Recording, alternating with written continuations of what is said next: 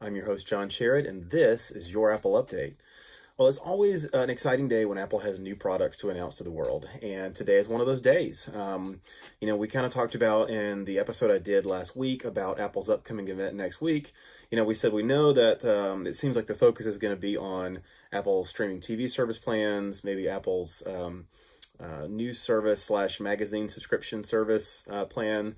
So the question was, are they going to take any time or have any time on stage to demo some of the new hardware that's been rumored for a while? Of course, we've got AirPods 2. I did an episode on that where you can kind of learn what to expect in the next version of that we will hopefully see next week. The AirPower Mat, which has been something that people have been wanting to see since Apple announced it back in 2017. But this is also a time of year when there are often new iPad models out. And so, that was kind of a question. Would Apple announce that on stage? Would they do a press release update, that kind of thing? And what they did was they actually released them this week. So today we got an updated version of the iPad mini, which is pretty exciting because we haven't had an update to that product since 2016. And we got an all-new iPad Air, and we'll talk more about that. Apple has brought the iPad Air name back for the first time since 2016 when the iPad Air 2 came out. And so that name is back in the lineup now. iPad mini, if Apple's gonna to keep products in the lineup, I think we all want to see them get updated regularly, even if it's just a speed bump update. I mean, not every product needs to have a complete, hardware redesign every year, every 2 years, especially at that lower end of the market. Apple can, produce hardware enclosures that it knows how to manufacture, and the price of manufacturing has gone down because they've worked out all the details in manufacturing. Material prices get cheaper. They can negotiate different things. They're putting older technology. It's not the cutting edge stuff, and so they're able to kind of pass those savings on to the consumers by keeping the cost low at that lower end.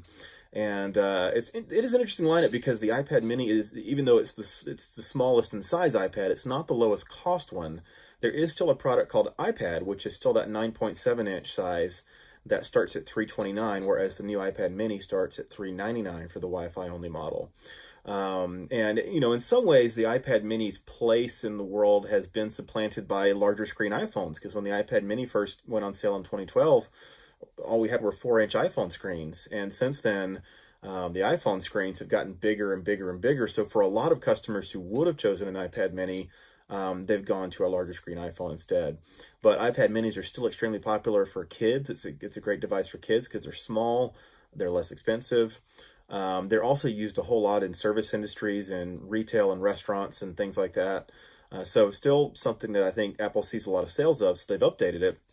And this is a nice update because the previous model, that 2016 model that was the last update to the iPad mini line, had the A8 processor. And so we're jumping from that all the way up to the new A12 Bionic processor. So that's going to mean this is a much faster device. They also gave it a 25% brighter display and gave it the True Tone display and the P3 wide color support. So it's going to have an amazing looking display that, with that True Tone technology, looks great no matter what type of lighting environment you're in, whether it's bright blue light or whether it's evening, warm orange light. That True Tone display is going to make sure that everything looks proper no matter where you are there. So really great update to the iPad mini. If you've been waiting on an update for that, you've been waiting a long time, and today is your day. And then there's the iPad Air. Of course, Apple has had a convoluted series of names for the iPad. They had iPad and iPad 2, and then I think the third generation they just called the new iPad, and then iPad Air 2, going back to just iPad. It's been a confusing, and of course with the higher end iPad Pro models. And so now they brought the iPad Air name back again. And this model kind of fills a gap between the entry-level iPad and the iPad Pro. And really, this is an upgrade of the 10.5-inch iPad Pro. If you remember back a couple of years ago, Apple introduced that smaller size iPad Pro. Of course, they'd had the bigger 12.9-inch iPad Pro, but they introduced the 10.5-inch iPad Pro. This past year, when the iPad Pros were update, they went up to an 11-inch and alongside the 12.9-inch. And so, but they also kept that 10.5-inch iPad Pro from the previous year and just dropped it down in price a little bit. And so this new iPad Air is really just an update to for the iPad Pro from 2 years ago. It's still a 10.5-inch product. It is compatible with the smart keyboard cover from the iPad Pro 10.5-inch model. So that's something that's available in a non-Pro iPad for the first time. And again, it's a little semantics because it's the same as the previous 10.5-inch iPad Pro in a lot of respects. They just changed the name to iPad Air for whatever reason. Those are all marketing decisions, I guess. And they probably wanted to kind of protect the Pro name for the true, the iPad Pro now, especially from last year's models, has the smaller bezels. It's got that more angular, rectangular edge to the shape. It's got support for the Apple Pencil 2. It's got Face ID. So I think they wanted to kind of separate that, and so they brought back the iPad Air name for that product. But it does, like the new iPad Mini, it brings in the A12 Bionic processor. Of course, it's got the True Tone display. So it is, if you want something a little more powerful than that entry-level $329 iPad, but you're not ready to spend all the money on an iPad Pro, this might be a solid option for you. The pencil support is something that is not totally new to the non-Pro iPad, because we did get that last year with even the $329 iPad. But now the iPad Mini has pencil support, and that is brand new to the iPad Mini line. And of course, the iPad Air now continues to have pencil support. One thing to note about that, though, it is only the first generation Apple Pencil. So last year, when they introduced last year's iPad Pro models, they came out with the Apple Pencil 2. And that's different because the Apple Pencil 2, you don't have to take the end cap off and plug it into the Lightning port on the bottom of your iPad, because the new iPad Pro has USB-C. But all these new iPad models introduced today, like the entry-level iPad, still use the Lightning connector at the bottom. So, because of the way the charging mechanism works, you kind of have to have that flat edge. And of course, you've got that inductive charging unit built into the iPad Pro.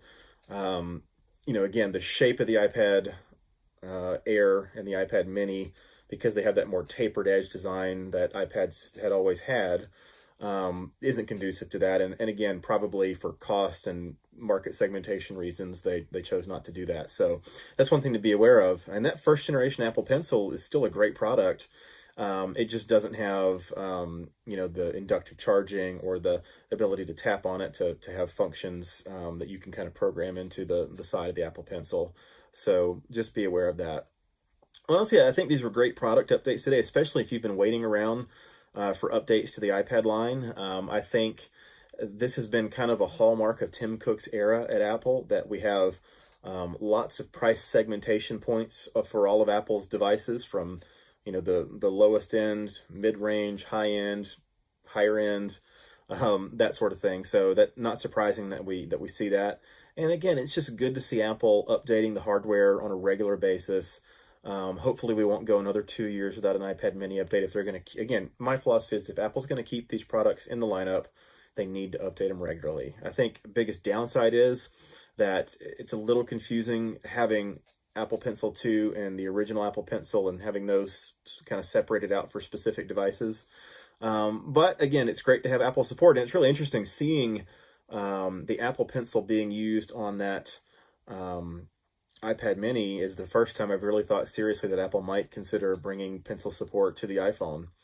I may do another episode about that, just kind of thinking through the implications of that. But for now, those are your new iPads for the spring 2019. So now we know that's not going to be something that is announced next week, so that limits what we're going to see. But this is a great time to go out and buy a new iPad if you've been waiting around to do one. That's it. If you have anything to say in the comments, if you have any feedback, let me know what you've thought about these new iPad models. Would love to hear from you. And again, this is your host, John Sherrod, and this is your Apple Update.